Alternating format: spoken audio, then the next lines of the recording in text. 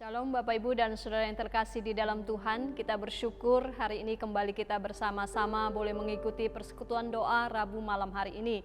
Mari saudara sekalian, kita mempersiapkan hati kita terlebih dahulu, kita masuk di dalam doa. Bapa di surga, kami bersyukur kepadamu ya Tuhan. Engkau Allah yang memeliharakan hidup kami, Allah yang senantiasa meneguhkan kami. Saat malam hari ini kami datang kepadamu ya Tuhan. Kami mempersiapkan hati kami untuk mengikuti persekutuan doa malam hari ini. Tuhan, biarlah Engkau memberkati setiap pujian kami, doa yang akan kami naikkan, bahkan renungan firman Tuhan malam hari ini kembali boleh menguatkan setiap anak-anak-Mu ya Tuhan. Kami mau menyerahkan seluruh rangkaian persekutuan malam hari ini ke dalam tangan-Mu.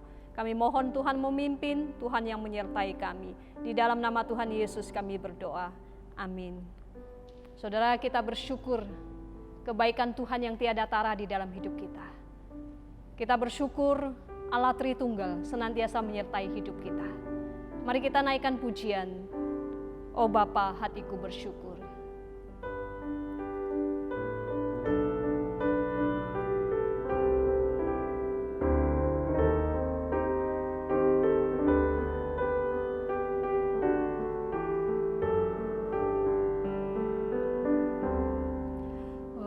Bapakku, hatiku bersyukur.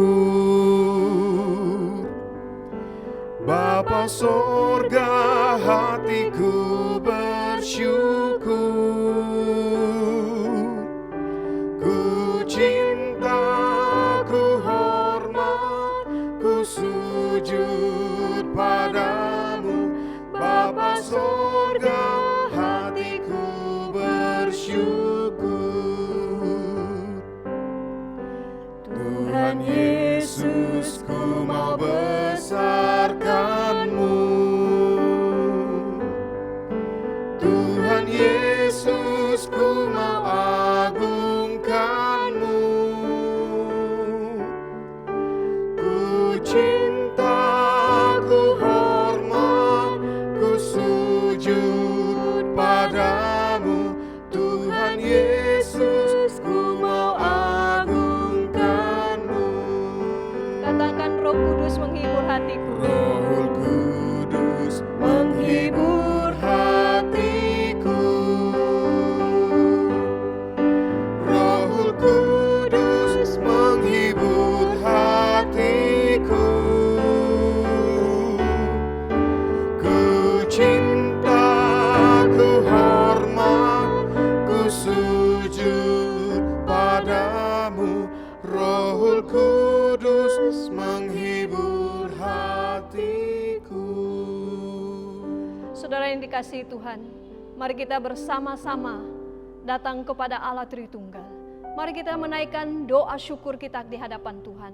Bersyukur atas kesetiaan Tuhan yang sudah memeliharakan iman kita sampai pada hari ini.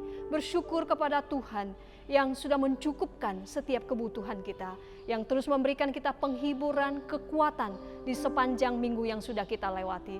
Kita juga bersyukur untuk setiap kebaktian umum persekutuan online yang boleh dilakukan selama beberapa bulan ini boleh berjalan dengan baik. Kita terus berdoa kiranya melalui ibadah maupun persekutuan online ini, jemaat boleh terus bertumbuh di dalam imannya di hadapan Tuhan. Mari kita menaikkan doa syukur kepada Tuhan. Bapa kami di surga, kami sungguh bersyukur kepadamu ya Tuhan, untuk kasih setia Tuhan yang tiada tara di dalam hidup kami. Allah yang senantiasa memeliharakan iman kami di tengah-tengah pergumulan yang kami alami. Engkau selalu ada bagi kami. Kami bersyukur ya Tuhan, meskipun kami mengalami kesusahan, kesulitan, tapi kami melihat bagaimana Allah mencukupkan hidup kami pribadi lepas pribadi. Kami bersyukur ya Tuhan, di tengah kami mengalami kelemahan, Engkau hadir memberikan kekuatan kepada kami. Engkau memberikan kami penghiburan kepada kami ya Tuhan, sehingga pada hari ini kami boleh ada sebagaimana adanya kami. Bersyukur ya Tuhan untuk setiap ibadah umum dan persekutuan online yang boleh kami lakukan sepanjang beberapa bulan ini boleh berjalan dengan baik. Kami bersyukur semua ini adalah campur tangan Tuhan. Dan kami percaya Tuhan melalui semua itu Tuhan mau pakai untuk menjadi sarana bagi jemaat Tuhan untuk boleh terus bertumbuh di dalam Tuhan. Terima kasih ya Tuhan, terima kasih. Kami menaikkan syukur kami kepadamu. Di dalam nama Tuhan Yesus kami berdoa. Amin. Saudara yang terkasih di dalam Tuhan, tidak ada satu detik pun dalam hidup ini kita tidak butuh Yesus. Sungguh kita membutuhkan Yesus untuk menopang kita, untuk menguatkan kita, bahkan boleh selalu berada dekat dengan kita.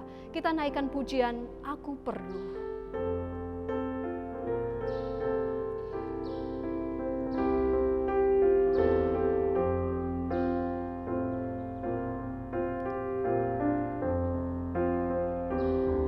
Katakan, Tuhan aku perlu. Tuhan, aku perlu setiap waktu, suara apapun tak menghibur. Oh Tuhan, aku perlu selalu. Padamu, oh Tuhanku. Tuhan, aku perlu Kau dekatku. Bila iblis datang, ku tetap menang. Oh Tuhan, aku perlu selalu, ku mau datang padamu, oh Tuhanku. Saudara, mari kita bersama-sama berdoa untuk rencana reopening gereja kita pada tanggal 16 Agustus. Kita berdoa agar Tuhan menolong di dalam segala persiapan baik sarana maupun prasarana, bahkan juga para pelayan yang kita butuhkan. Kita doakan agar apa yang kita butuhkan ini boleh tercukupi sehingga ibadah nanti boleh berjalan dengan baik. Kita juga berdoa bagi setiap jemaat yang nanti akan ikut beribadah supaya mereka boleh mentaati setiap protokol yang sudah ditetapkan. Mari kita buka suara, kita berdoa bersama-sama. Tuhan, kami bersyukur kepadamu ya Tuhan, pada akhirnya kami berencana untuk membuka kembali ibadah konvensional di gereja kami. Tuhan, kami menyerahkan rencana ini ke dalam tangan-Mu. Kiranya Tuhan memberkatinya ya Tuhan. Secara khusus di dalam segala persiapan yang sedang kami lakukan pada saat ini, baik dalam sarana maupun prasarana, baik juga mempersiapkan setiap pelayan Tuhan.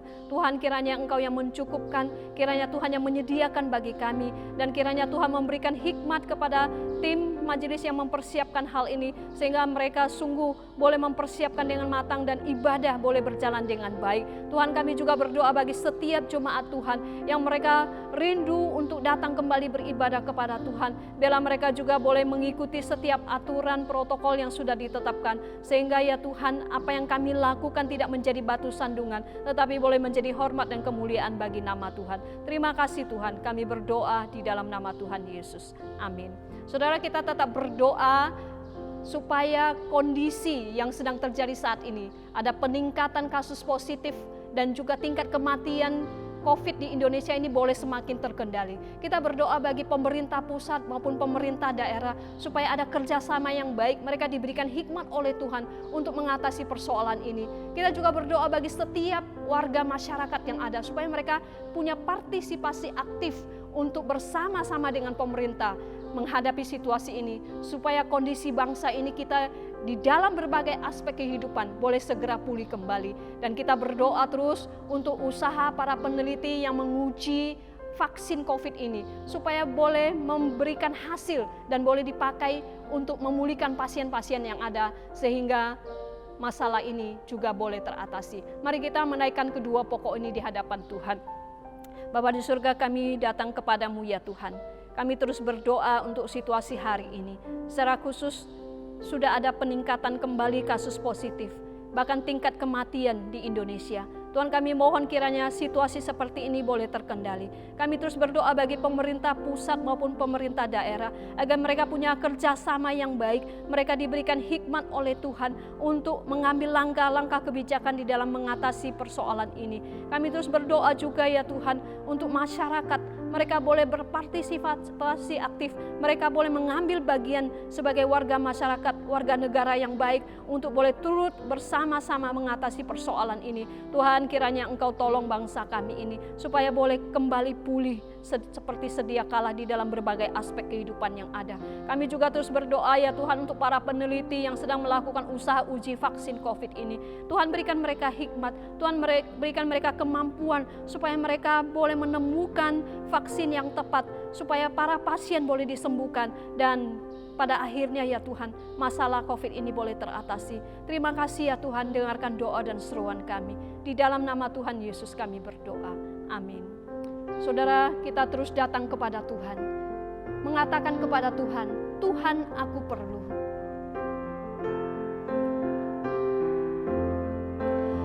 Tuhan, aku perlu, suka atau duka, tinggallah sertaku, ku senanglah.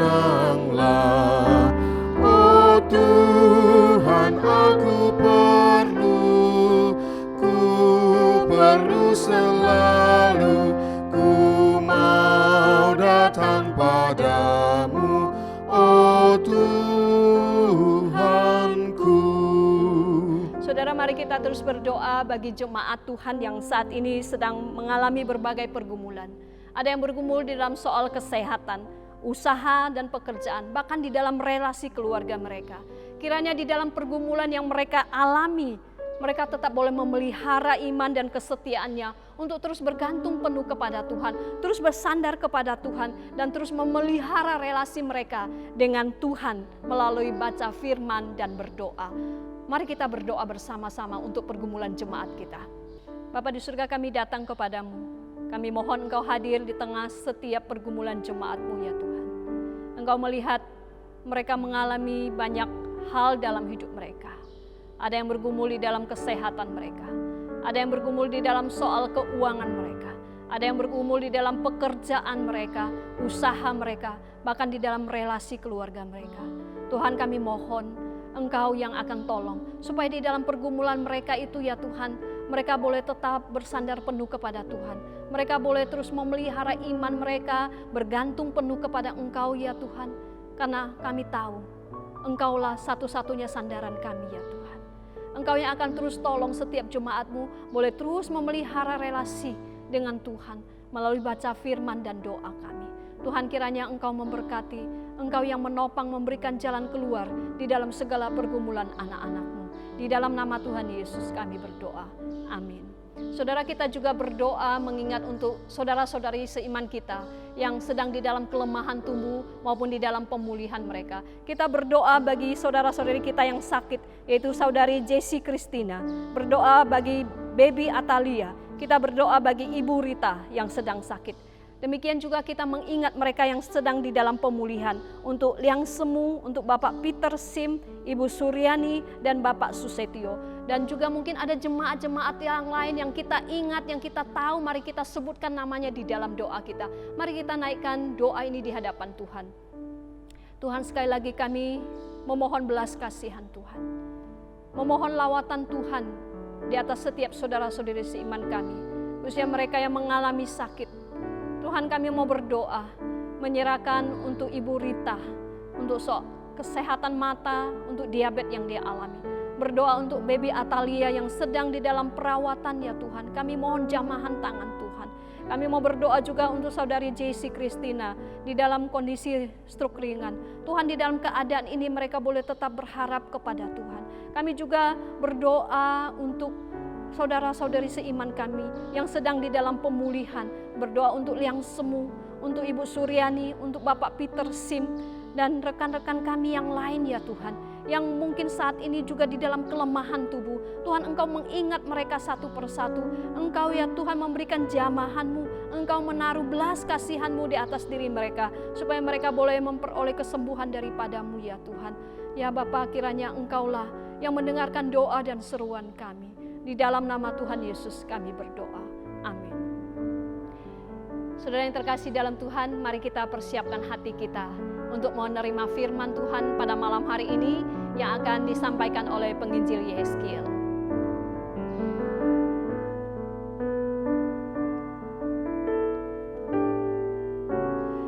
Ku dengar, ku mau mendengar, ku mau dengar suara Tuhanku.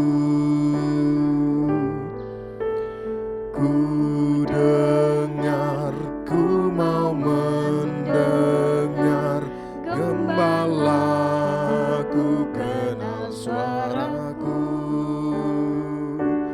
Dia Gembalaku, Tuhan hidupku, hidupku kan taat padanya. Dia Gembalaku, Tuhan hidupku, Gembalaku kenal suaraku. Kita nyanyikan dalam bahasa Mandarin.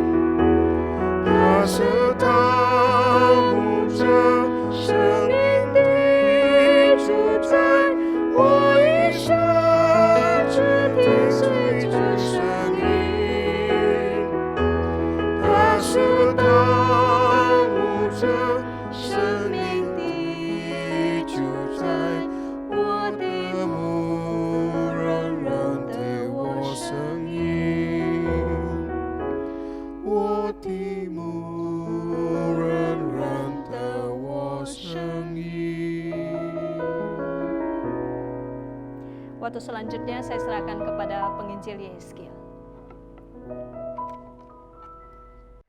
Jemaat yang dikasihi Kristus, kita bersyukur dapat kembali mendengarkan kebenaran firman Tuhan. Saya mengajak kita untuk membuka firman Tuhan kita yang diambil dari kitab 1 Filipi ayatnya yang ke-21 sampai ke-28. Filipi pasal yang pertama ayatnya yang ke-21 sampai ke-28. Saya akan membacakannya untuk kita semua. Karena bagiku hidup adalah Kristus dan mati adalah keuntungan. Tetapi jika aku harus hidup di dunia ini, itu berarti bagiku bekerja memberi buah. Jadi mana yang harus kupilih, aku tidak tahu. Aku didesak dari dua pihak. Aku ingin pergi dan diam bersama-sama dengan Kristus, itu memang jauh lebih baik. Tetapi lebih perlu untuk tinggal di dunia ini karena kamu. Dan dalam keyakinan ini, tahulah aku akan tinggal dan bersama-sama lagi dengan kamu sekalian, supaya kamu makin maju dan bersukacita dalam iman, sehingga kemegahanmu dalam Kristus Yesus makin bertambah karena aku, apabila aku kembali kepada kamu. Hanya hendaklah hidupmu berpadanan dengan Injil Kristus, supaya apabila aku datang aku melihat, dan apabila aku tidak datang aku mendengar, bahwa kamu berteguh berdiri dalam satu roh dan sehati sejiwa, berjuang untuk iman yang timbul dari berita Injil, dengan tiada digentarkan sedikit pun oleh lawanmu. Bagi mereka semuanya itu adalah tanda kebinasaan, tetapi bagi kamu tanda keselamatan, dan itu datangnya dari Allah. Mari kita satu di dalam doa. Tuhan, kami anak-Mu ingin mendengarkan kebenaran firman-Mu. Berbicaralah kepada kami dan kami siap mendengar. Di dalam nama Tuhan Yesus Kristus kami mau berdoa. Amin. Saudara-saudara yang terkasih di dalam Kristus, di dalam kisah klasik Tiongkok menceritakan seseorang bernama Meng Fusius. Sewaktu kecil Meng Fusius tinggal di dekat kuburan. Sehingga Mengfusius kecil suka meniru layaknya orang yang melakukan serangkaian acara pemakaman dan suka bersama teman-temannya seperti memikul peti mati. Kemudian ibunya pindah ke dekat pasar karena dia melihat tidak baik untuk tinggal di dekat kuburan. Sampainya di pasar, Mengfusius juga belajar seperti orang yang jualan-jualan di pasar. Dia berteriak untuk jual beli dan seolah belajar memotong-motong daging. Melihat hal itu, ibu Mengfusius mengajak dia pindah lagi ketiga kalinya ke seberang sekolah. Di sana Mengfusius belajar, membaca buku, mengerti tentang etika, dan di dalam lingkungan seperti itu, Mengfusius tumbuh menjadi seorang yang bijak. Dan dia tumbuh besar menjadi seorang pemikir terkenal di Tiongkok. Kisah ini dikenal dengan nama Meng Mu San Qian. Ibu rela pindah 3 kali demi anaknya. Dari kisah ini selalu mengingatkan saya akan 2 hal. Hal yang pertama, bahwa betapa besarnya pengaruh orang tua di dalam kehidupan kita, pembentukan karakter kita. Jika saat ini kita masih tinggal dengan orang tua kita atau orang tua kita masih hidup, saya mengajak kita semua untuk katakan langsung kepada mereka, "Ayah, ibu, terima kasih sudah mendidik saya. Saya begitu mencintaimu." Dan kisah daripada Meng Mu San Qian juga mengingatkan kepada saya bahwa bagaimana lingkungan dan guru sangat juga mempengaruhi akan hidup kita. Namun kalau kita melihat di dalam kehidupan kita, mungkin kita lahir dalam keadaan keluarga yang tidak sempurna. Lingkungan kita mungkin terkadang telah mempengaruhi, menggoda dan merusak kita. Dan kita tidak mendapati guru yang benar-benar menjadi teladan, guru yang terbaik dan guru yang tidak pernah salah. Tapi puji syukur di dalam proses pembelajaran dan pembentukan kita di dalam dunia, setiap orang Kristen memiliki satu panutan yang sempurna, yaitu Yesus Kristus. Dan kita bersyukur Tuhan memberikan firman-Nya di mana kita dapat belajar dari banyak tokoh-tokoh iman. Dan hari ini kita akan belajar, khususnya dalam kitab Filipi, kita akan belajar dari seorang rasul besar yang terlebih dahulu belajar daripada guru dan Tuhannya, yaitu Yesus Kristus. Di dalam 1 Korintus pasalnya yang keempat ayatnya ke-16 mencatat Paulus berkata demikian kepada anak didiknya. Dikatakan, "Turutilah teladanku." Saudara-saudara, kata yang serupa, nada yang serupa hanya pernah dinyatakan sekali, salah satunya oleh Yesus Kristus sendiri. Yesus Kristus pernah berkata, "Belajarlah daripadaku yang lemah lembut, yang rendah hati." Dan Paulus mengatakan, "Belajarlah dari aku," bukanlah kata yang sembarangan. Jika Paulus saat itu benar-benar tidak ada menunjukkan kualitas sebagaimana yang dia katakan dan dia nyatakan itu tidak selaras, maka kata itu akan menjadi sebuah bumerang bagi dia. Kamu saja hidup tidak beres, bagaimana kamu mau saya mengikuti teladanmu? Tetapi tidak dengan Paulus. Paulus adalah benar-benar rasul yang berkualitas. Dan saat dia menunjukkan teladannya, anak didiknya Timotius belajar daripada Yesus dalam Injil dan belajar daripada Paulus yang kelihatan di dalam teladannya, sehingga membentuk Timotius di kemudian hari menjadi jemaat yang teladan. Dan kemudian dari kehidupan Timotius, dia menjadi berkat di tengah-tengah gereja, di tengah-tengah masyarakat. Sehingga saya yakin banyak juga jiwa-jiwa yang dimenangkan. Dan kemudian belajar dari Kristus, belajar dari kehidupannya. Dan kemudian menjadi murid teladan lagi. Proses seperti ini kita kenal dengan pemuritan. Yaitu memuridkan orang lain melalui teladan hidup kita. Saya yakin setiap kita rindu suatu saat kita bisa mengatakan, "Ikutilah teladanku sebagaimana saya telah mengikuti Yesus Kristus." Saudara-saudara, di dalam Filipi 1 kita akan belajar dari salah satu banyak teladan Paulus. Sehingga di dalam hidup ini kita juga tahu bagaimana menghidupi kehidupan sebagai jemaat teladan dimanapun kita berada. Yang pertama kita melihat dari surat Filipi, kita belajar teladan Paulus yang selalu berfokus kepada Yesus selagi masih hidup.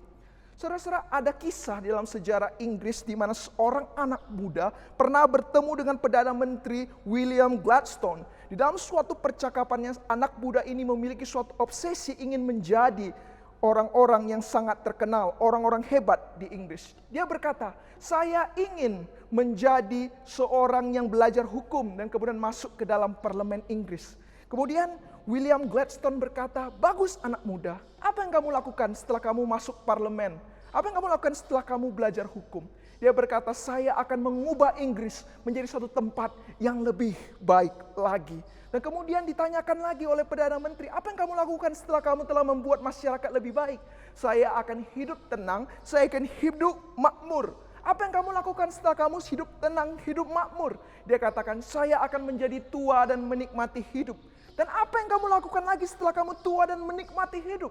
Dia berkata, saya mungkin akan mati, tapi mati dengan tenang. Dan kemudian Perdana Menteri itu bertanya satu pertanyaan lagi. Hai anak muda, apa yang ingin kamu lakukan setelah kamu mati? Anak muda itu bingung, geleng-geleng kepala dan berkata, iya ya, saya tidak pernah memikirkan kehidupan setelah kematian. Kemudian Perdana Menteri itu berkata, hai anak muda, pulanglah ke rumah dan pikirkan baik-baik apa itu tujuan hidup. Saudara-saudara, segala tujuan dan fokus hidup kita sangat mempengaruhi apa yang ingin kita raih, apa yang ingin kita kerjakan, apa yang ingin kita hidupi di dalam dunia. Kalau kita melihat di dalam surat Filipi, kita melihat Paulus tidak ada masalah di dalam fokus dan tujuan hidupnya. Sangat jelas di dalam ayatnya ke-21, hidup hanya bagi Kristus dan mati adalah keuntungan. Saudara-saudaraku yang terkasih, jika kita saat ini bukan orang yang benar-benar memikirkan akan masa depan, kita tidak tahu apa tujuan hidup kita, saya rasa perkataan Paulus di dalam ayat 21 bisa menjadi moto atau slogan hidup kita. Hidup bagi Kristus dan mati adalah keuntungan.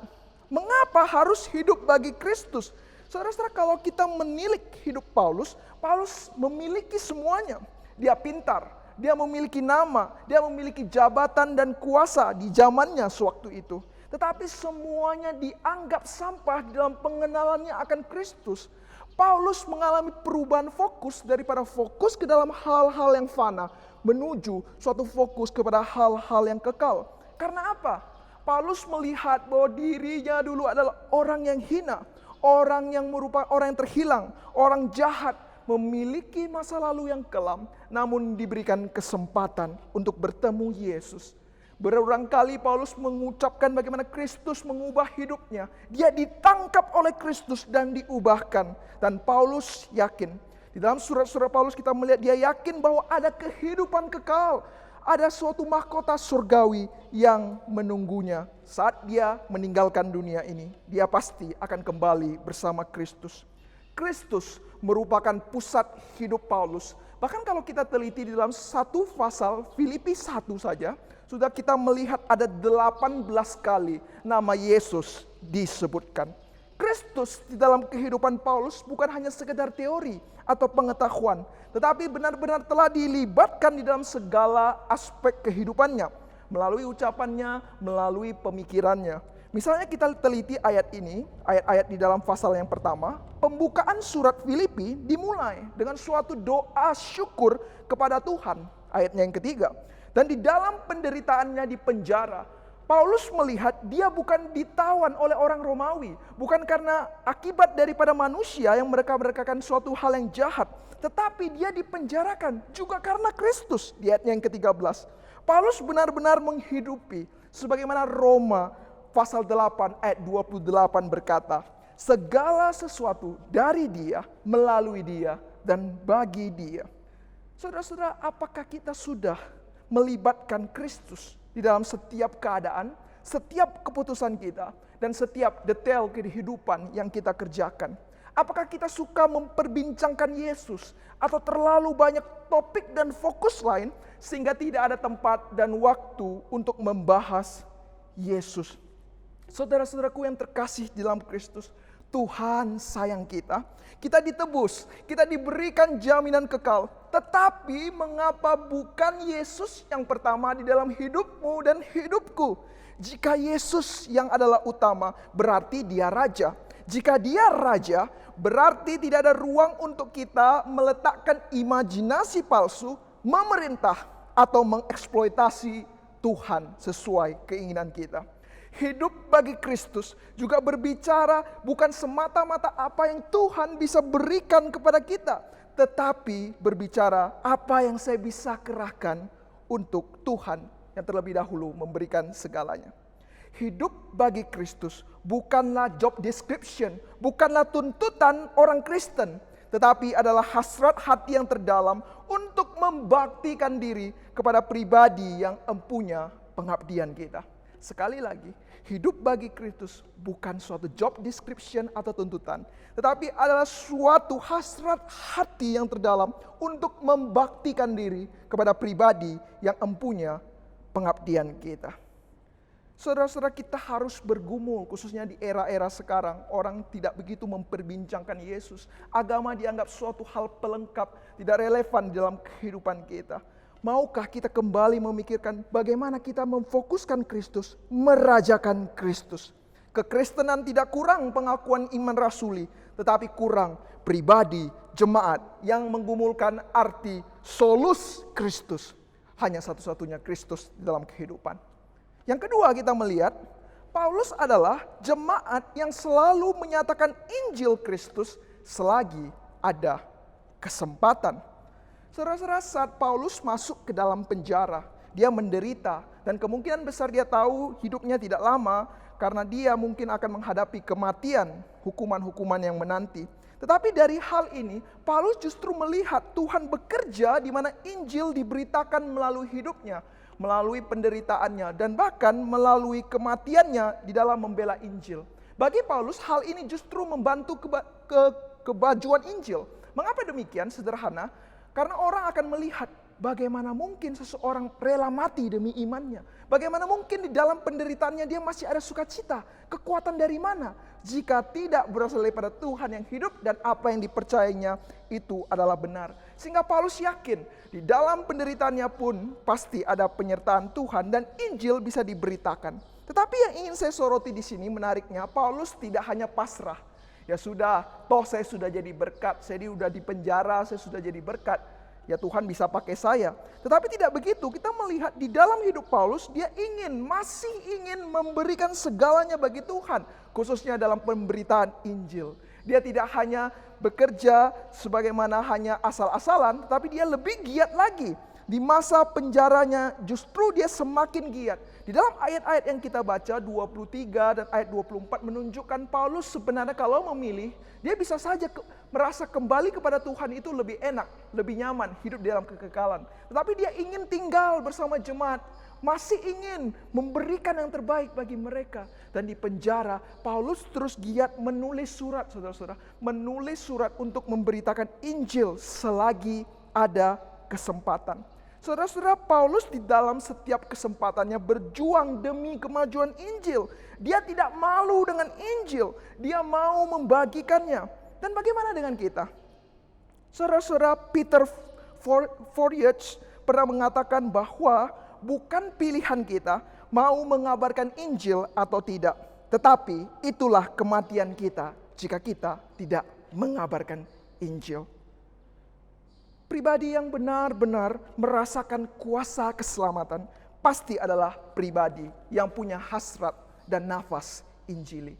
Saudara-saudara, penginjilan bukan hanya berbicara tentang kata-kata, tetapi juga berbicara dari hal-hal yang sederhana.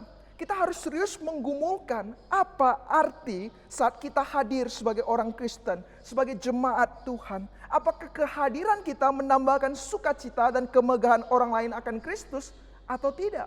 Paulus di dalam ayatnya yang kita baca menunjukkan bahwa saat aku bersama-sama dengan jemaat, maka iman jemaat akan maju dan akan ada sukacita. Dan bagaimana dengan kita? Apakah kehadiran kita membuat jemaat bersukacita dan imannya dipertumbuhkan? Atau mungkin kita telah menjadi batu sandungan? Mari kita bersama-sama berdoa.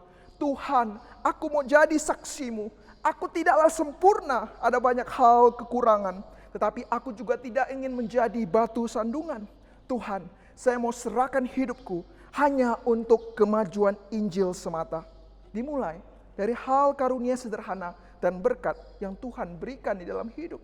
Paulus diberikan suatu kepintaran, diberikan suatu kejernihan, ketelitian untuk melihat daripada kebenaran Injil Kristus. Dan dia menuliskan surat kepada orang. Bagaimana dengan kita? Apa yang Tuhan berikan kepada kita? Apa talenta kita? Apa yang lebih dari kita yang kita bisa bagikan untuk kemuliaan Injil? Bahkan kita harus yakin Di tengah-tengah yang kita anggap suatu hal yang tidak baik, seperti penyakit, penderitaan, dan sebagainya, Tuhan juga bisa pakai untuk menyatakan kemuliaan dan kemajuan Injil. Sebagaimana setiap kali saya membaca bagian ini, saya teringat dengan wajah-wajah jemaat yang dimana dalam sakitnya dia masih bisa memuji dan kemudian masih bisa menyembah Tuhan dan masih bisa hidup di dalam pengharapan. Saya terkadang melihat mereka, saya terkadang terpukul bagaimana hidup mereka telah benar-benar menyatakan Injil. Saya yakin juga banyak jiwa-jiwa yang dimenangkan melalui kehidupan orang-orang seperti ini. Dan terakhir saudara-saudara, Paulus juga menasihati jemaat. Ada pesan-pesan yang diberikan bahwa harus berpadanan dengan Injil Kristus dan berdiri teguh sampai akhir. Nah, jika kita mau tahu sebenarnya kita ini jemaat teladan atau tidak, gampang. Tolak ukurnya apa saudara-saudara? Paulus sudah memberikan kepada kita. Kita lihat saja apakah hidup kita berpadanan dengan Injil. Nah, saat kita letakkan Alkitab, Alkitab akan bagaikan cermin. Jika Alkitab katakan engkau harus hidup kudus, engkau harus hidup penuh kasih, engkau harus hidup penuh pengampunan, engkau harus mengasihi musuh, engkau harus konsisten dan tidak bersekongkol dengan perkumpulan-perkumpulan orang jahat. Kita tinggal cocokkan saja apakah kita sudah berpadanan dengan Injil atau tidak. Tetapi saudara-saudara, kita tidak dipanggil hanya untuk cocok-cocok saja. Paulus menekankan harus berpadanan dengan Injil dan harus teguh. Saudara-saudara, kalau kita mau cocok-cocokan gampang, tetapi mau teguh tidak gampang. Mengerjakan sesuatu itu terkadang yang susahnya itu bukan mengerjakan, tetapi konsisten. Kalau semuanya lancar pasti mudah. Tetapi bagaimana kalau dalam keterpurukan? Bagaimana kalau ada godaan? Bagaimana kalau ada lingkungan yang tidak memadai sehingga kita tidak bisa konsisten? Saudara-saudara, terkadang masalah itu mungkin merupakan satu alarm bagi kita, mengingatkan kita. Hey, apakah kamu sudah mengikuti jalan Tuhan? Apakah kamu sudah mengandalkan Tuhan? Atau jangan-jangan kamu mengandalkan kekuatan kamu sendiri? Dan di tengah-tengah penderitaan justru seharusnya membuat kita semakin teguh, bukan semakin kendor. Tetapi begitulah dunia, iblis tidak ingin kita teguh. Sehingga dia memberikan kita narasi-narasi palsu. Lihat, tidak usah konsisten. Apa yang kamu percaya itu salah. Kau tidak usah percaya kepada Tuhan lagi. Demikian sebagaimana Adam dan Hawa diberikan narasi palsu agar mereka tidak teguh kepada Injil dan kembali meragukan Tuhan. Tuhan itu menutup-nutupi sesuatu. Tuhan tidak mau kamu jadi Tuhan. Saudara-saudara, iblis tidak senang. Dunia tidak senang jika kita teguh di dalam Kristus. Kalau kita melihat hidup kita, siapakah yang bisa teguh? Siapakah yang bisa konsisten? Saya melihat hidup saya mengapa jatuh bangun. Saya giat, besok tidak giat. Saya kuat, besok tidak kuat. Saya ingin mengasihi, tetapi saat bertemu dengan orang yang saya tidak sukai, susah sekali mengampuni mereka. Aduh, kondisi tidak mendukung. Bagaimana bisa teguh? Saudara-saudara, salah itu biasa. Tetapi tidak mau berubah, itu adalah berbahaya. Sekali lagi saudara-saudara, salah itu biasa. Tidak mau berubah, itu berbahaya. Di dalam setiap hidup kita, kita bersyukur Tuhan menguatkan kita. Karena apa? Dia akan memberikan roh yang akan menjamin kita. Di dalam ayatnya yang ke-28 Paulus berkata, jangan gentar dan takut akan lawan, karena akan ada tanda keselamatan di dalam dirimu. Dan dalam ayat yang ke-7 menekankan ada roh yang hadir di dalam setiap umat yang percaya. RC Sproul pernah mengatakan, kita aman bukan karena kita menangkap Tuhan dan memegang Tuhan erat-erat, tetapi justru karena Kristus yang memegang kita erat-erat. Saudara, di dalam Kristus, dibantu oleh roh, kita bisa berdiri teguh sampai akhir. Seorang tokoh reformator bernama Martin Luther, saat dia diperhadapkan apakah engkau mau menyangkal imanmu atau teguh di dalam kebenaran, dia mengucapkan, here I stand, inilah posisiku, disinilah saya berdiri, Tuhan bantu saya. Saya rasa deklarasi dari Martin Luther harus menjadi deklarasi iman kita. Dalam menghadapi berbagai tantangan dan bahaya kehidupan, godaan dan lingkungan yang tidak memadai, kita harus katakan, here I stand. Inilah posisi saya akan teguh sampai akhir. Dan Tuhan bantu saya. Di tengah-tengah pilihan dunia, maukah engkau beribadah dengan Tuhan atau engkau mau meninggalkannya? Apakah kita teguh berkata, saya dan seisi rumahku akan terus beribadah kepada Tuhan. Mari kita bersama-sama andalkan saving grace yang Tuhan telah berikan. Dengan yakin kita percaya bahwa Roh yang memampukan kita berjalan sampai akhir, bukan dengan kemampuan kita.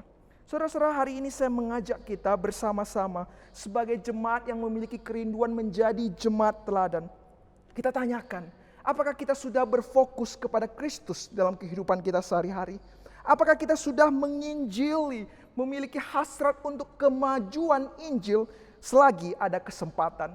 Dan maukah hidup kita berpadanan dengan Injil dan teguh sampai akhir? Kiranya setiap kita dibantu agar menjadi teladan, menjadi murid teladan, sehingga kita bisa menjadi murid yang benar-benar memuridkan orang lain. Soli Deo Gloria. Mari kita satu di dalam doa. Bapa, kami hari ini telah belajar kebenaran firman-Mu. Kami ingin Tuhan belajar menjadi seorang murid teladan, seorang jemaat teladan yang belajar daripada Yesus Kristus. Belajar daripada Paulus, khususnya telah belajar duluan daripada Yesus Kristus.